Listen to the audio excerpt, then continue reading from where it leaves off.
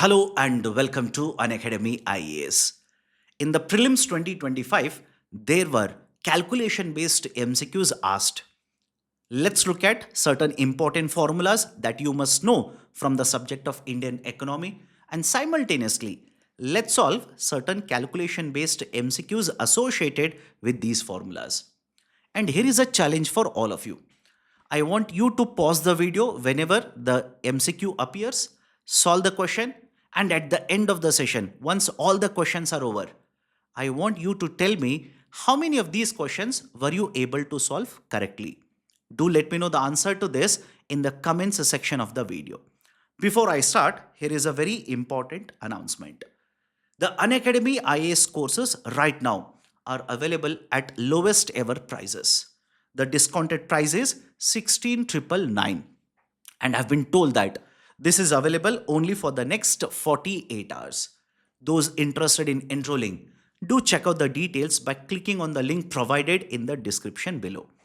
And whatever is the price mentioned in the website, use the code IAS English to avail the discount.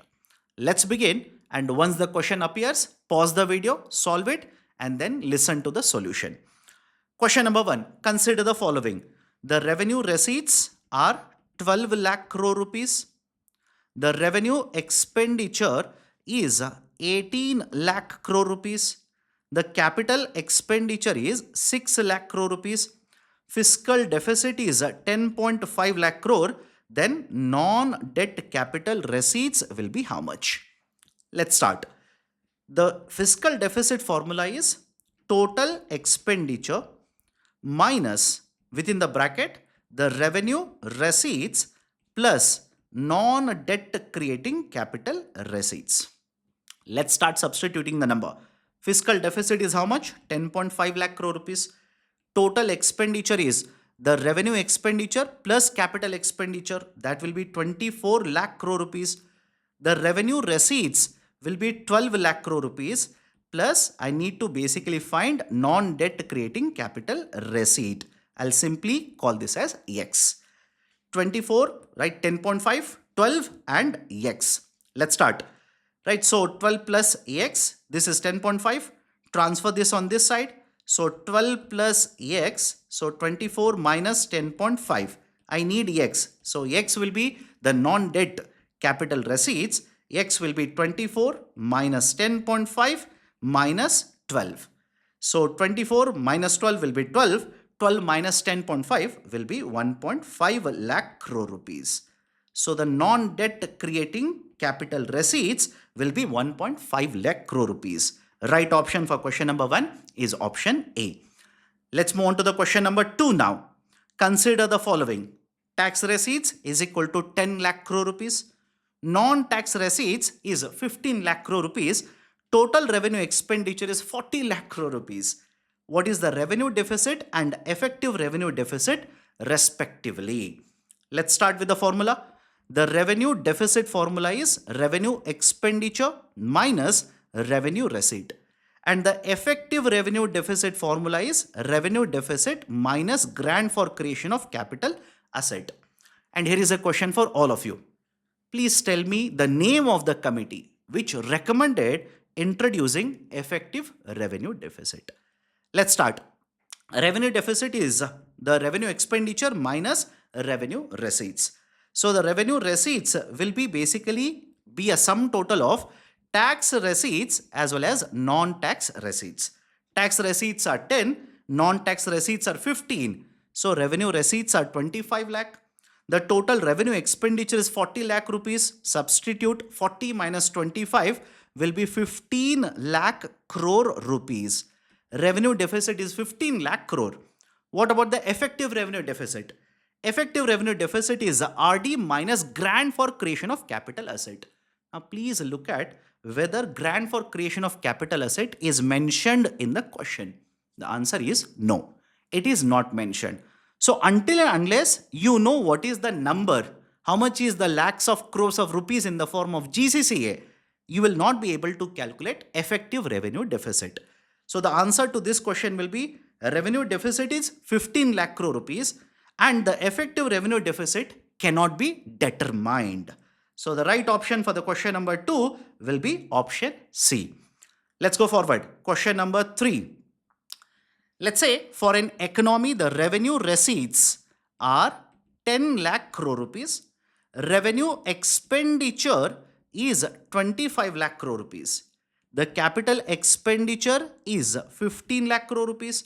Non-debt capital receipts are 24 lakh crore rupees. The interest paid is 8 lakh crore and interest received is 5 lakh crore rupees. The net primary deficit. Please look at the statement here. The net primary deficit. They are not asking you just primary deficit.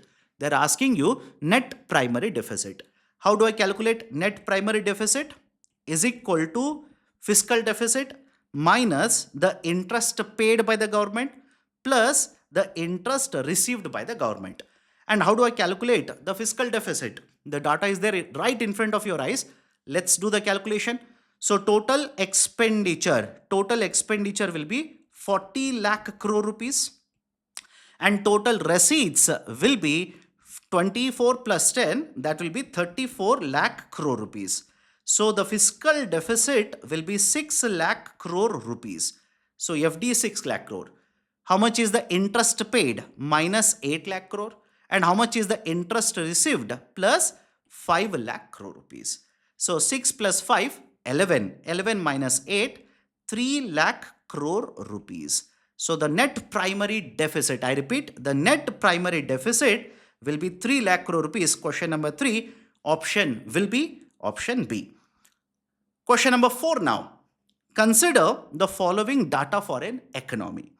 Currency held by the public is 500 crore rupees. From deficits, I've shifted to monetary aggregates now. Demand deposits with the banks will be 2200 crore rupees. Cash reserves held by the banks with the central bank will be 400 crore rupees. What is the money multiplier? Money multiplier formula, double M is equal to M3 divided by M0. M3 is basically M1 plus the time deposits held in the banking sector, and M0 is basically the monetary base or the high powered money. Now what is M3? M3 is M1 plus the time deposits, and M1 is basically the cash held by the public, that is currency held by the public, plus, right, let's say the other types of demand deposits, right, plus time deposits. So this will give me M3. Of course, there is one more component, the other deposits held by RBI. It is not mentioned, so don't worry. So what is the cash held by the public? 500 crore rupees. Plus demand deposits with the banks are 2200 crore rupees. Right? There is no mention of time deposit. So let's assume this is the total data. That will be M3 will be 2700 crore rupees. Now, what is M0? M0 is high powered money or monetary base, as I mentioned earlier. But how do I get the monetary base here? When this kind of data is mentioned, please have a look at cash reserves held by the banks with the central bank. The M0 is calculated like this. M0 is basically currency in circulation. Currency in circulation plus other deposits held by RBI plus, right, the deposits of the bank held with RBI. So other deposits not mentioned. Currency in circulation, explicitly the number is not given. But how do I find out what is the currency in circulation? If RBI has printed, let's say 100 rupees, 10 rupee notes, 100 rupees. Some of these notes will be with the people, that is cash held by the public, currency held by the public, let's say 40 rupees, and remaining 60 rupees will be deposited in the bank. So that 40 rupees, right, explicitly is given here, that is currency held by the public. I took example of 100, but here the number is already given. Currency held by the public is 500. So currency held by the public 500, that is part of currency in circulation, plus, right, the other deposits, right, or the deposits of the banking sector with the central bank, that is 400 crore rupees. So M0 in this case will be 900 crore rupees, M3 will be 2700 crore rupees. M3 is 2700 crore divided by 900 crore. Money multiplier will be 0000 cancelled, 9 ones are 9 threes are 9 threes are 27. Money multiplier will be option C, 3. So question number 4, right option is option C. Let's move on now. Question number 5. Consider the following statements. Exports 25 lakh crore, imports 20 lakh crore rupees, depreciation of 10 lakh crore rupees, private final consumption expenditure 90 lakh crore rupees, government final consumption expenditure 30 lakh crore rupees, gross capital formation 40 lakh crore rupees, net indirect taxes 5 lakh crore. Question asked is on GDP. There are 3 methods to calculate GDP. One is the income method, and that is not applicable here because here the purchases that are done in the market of the goods and services supplied is given. So it is not based on income method. This question is not even in the concept of production method. Then what is the method they are asking? They are asking you to calculate GDP based on expenditure method. And what's the formula?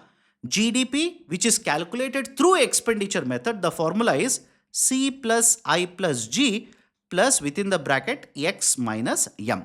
C stands for private final consumption expenditure. Let's substitute 90 lakh crore rupees. I is the total investment, that is a capital formation, 40 lakh crore rupees. The total government consumption expenditure is 30 lakh crore rupees. Exports is 25 lakh crore rupees. Imports is 20 lakh crore rupees. Now, what do you do with depreciation? Not required. In the calculation GDP, not required. Right? Net indirect taxes, not required. You have substituted 90 plus 40 plus 30. That will be 90, 40, 130 plus 160. 160, 25 minus 20 will be plus 5. So the right answer will be 165 lakh crore rupees. Right option for question number 5 will be option A. Let's move on to the question number 6. And by the way, how many of you were able to solve all the 5 questions so far? If you're not able to solve, please look at the question once more. Look at the formula. Basically substitute the numbers correctly. Use the CSAT concepts correctly. Question number 6. Almost the same data. Only difference here is I am asking you about NDP now. Earlier question was GDP. Now the question is on NDP. How do you get NDP? Net Domestic Product. NDP is nothing but GDP minus depreciation. GDP minus depreciation. Now because I've taken the same data, absolutely no difference in the data, right? That is 25 lakh crore is export, 20 lakh crore is import, etc. Private final consumption is 90 and the other number is 30, 40. So same number is there. I'll simply substitute GDP number that I've already calculated. What is the GDP number? 165 lakh crore rupees. So substitute GDP number 165 lakh crore rupees. Depreciation earlier I've not used it because that was not required in the formula for GDP calculation. Now for NDP calculation, I need depreciation, that is 10 lakh crore rupees. 165 minus 10, 155 lakh crore rupees. The right answer to the question number 6 will be option C, 155 lakh crore rupees. Let's move on now. Question number 7. If the nominal GDP is 25 lakh crore rupees and the overall price levels have increased by 25% since the base year, then the real GDP will be how much? Of course, real GDP for the same year. If it is not mentioned, I'll write it again. Real GDP for same year, that is the current year, will be how much? Okay. Now, what is the formula? GDP deflator is equal to nominal GDP divided by real GDP. Now, the real GDP is asked. I'll basically change the formula to real GDP is equal to nominal GDP divided by GDP deflator. If the price levels have increased by 25%, automatically the denominator will be 1 plus 0.25, 1.25. So the nominal GDP is 25 lakh crore rupees divided by 1.25. This will essentially give me the number 20 lakh crore rupees. You can do the calculation, right? So basically you will have to add double zeros in the top. 25 fives are, 25 hundreds are, 5 ones are, 5 twos are, 0 as it is. So 20 lakh crore rupees. So question number 7, right option will be option A, 20 lakh crore rupees. It's basically the formula for GDP deflator that I'm using to calculate the real GDP that has been asked in the question number 7. Question number 8 now. Consider the following. Currency in circulation, 1500 crore rupees. Currency with the public, 800 crore rupees. Demand deposits with the banks 2200 crore rupees, time deposits with the banks 5000 crore rupees. Savings deposits with post office is 300 crore rupees. Other deposits with RBI 100 crore rupees. Interbank deposits 400 crore. They're asking you M3. How much will be the M3, right? What is the formula for M3? We have already solved it. M3 is equal to M1 plus time deposits. M1 is nothing but, right, the cash in circulation or currency with the public, not cash in circulation, currency with the public, I'll write it as CP, plus, right, the demand deposits plus other deposits held by RBI plus time deposits, right? So this is how you get M3 number. Let's start substituting. Currency with the public is 800 crore rupees, right? The demand deposits, total demand deposits are 2200 crore rupees. The other deposits with RBI are 100 crore rupees, right? The time deposits are 5000 crore rupees, right? So these are the only components. Now some of you will be thinking, what is the use of currency in circulation? In M3, it doesn't have any utility. What is the use of interbank deposit? In M3, we don't use it. So let's use whatever is required to calculate M3. So 00 as it is, right? Crore as it is. 8 plus 2, 10, 10 plus 1, 11, 5 to 7, 7, 1, 8. 8100, 8100 crore rupees. That will be M3. So M3 for this particular question, the right option will be 8100 crore. Option B is the right one. Question number 9 now. Consider the following. GDP is 10,000 crore rupees. Savings rate is 20%. Capital needed to produce 1 unit of good is 4. Which of the following are correct? The growth rate is 5%. There is a need to invest 2,000 crore to maintain equilibrium or growth equilibrium. Now some of you will be thinking, sir, it is connected to which chapter? Where have we come across this particular concept, etc.? I'm pretty sure all of you have heard of a chapter or gone through a chapter planning. Under planning, you will come across a theory called as Harrod-Domar model. Harrod-Domar model. And the Harrod-Domar model basically gives you a connection between growth, savings rate and the capital output ratio. Right? The growth, if you want to get the growth, the savings rate is how much? 20%. And the capital output ratio means what? How much capital you need to invest to get 1 unit of output. So the capital that you need to invest to get 1 unit of output is 4. So essentially the growth rate will be 5%. First statement is correct. There is a need to invest 2,000 crore rupees to maintain equilibrium growth. What does it actually mean? It simply means to maintain the same rate of growth, whatever savings you do should be equivalent to investment. That's it.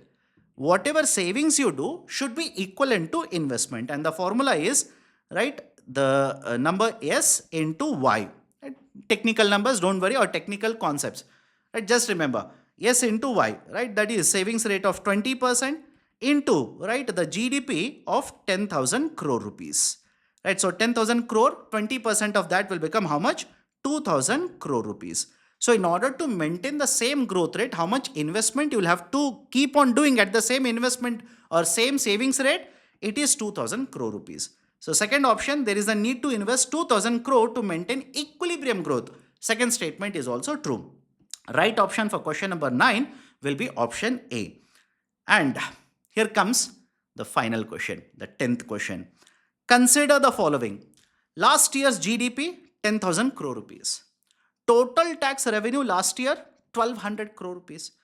This year's GDP is 11,000 crore and total tax revenue this year is 1,500 crore. Which of the following are correct? The tax buoyancy is at 2.5. Tax to GDP ratio this year is greater than that of last year. How many of the statements are true? Let's do that. The tax buoyancy. What is the basic idea for tax buoyancy? You find out by how much percentage there is a change in the tax revenue collection. You divide it by the percentage change in the GDP. So from last year to this year, what is the change in the tax revenue collection? It has increased by 25%. right? 1200 to 1500. That is basically increase of 300 divided by 1200. So increase by 25%. And how much is the change in the GDP? That is by 10%. So 25% divided by 10%, the number that is the tax buoyancy is 2.5. First statement is correct. Tax to GDP ratio this year is greater than that of last year. Let's do the calculation. Tax to GDP ratio 1200 divided by 10,000 crore rupees and 1500 divided by 11,000 crore rupees. So 00000000 cancel. Right, so here it will be 0.12. Again, you can convert that into absolute number, but right, I'm just giving you 0.12. Right, into 100 you will get in percentages, don't worry. So 0.12, and here will be, right, basically 11 ones are 0.1, and 4 will be left out, 3. So this side is 0.12, this side is 0.13. Again, you can convert that into percentages by multiplying this by 100. I don't want to do that because here itself you will get the answer. So the tax to GDP ratio of this year is greater than that of last year. That is true, by the way. Second statement is correct. Both of the statements are correct. Right option for the question number 10 will be option C. Both 1 and 2 are correct. So there you go. These are the 10 questions based on the different formulas that you have come across when you're looking at the static portion of Indian economy. I've done this calculation. I've given you the questions to practice for a simple reason. Last year, questions have been asked based on the calculation itself. I know all of you would have covered all the other areas within the subject of Indian economy. This is one missing puzzle.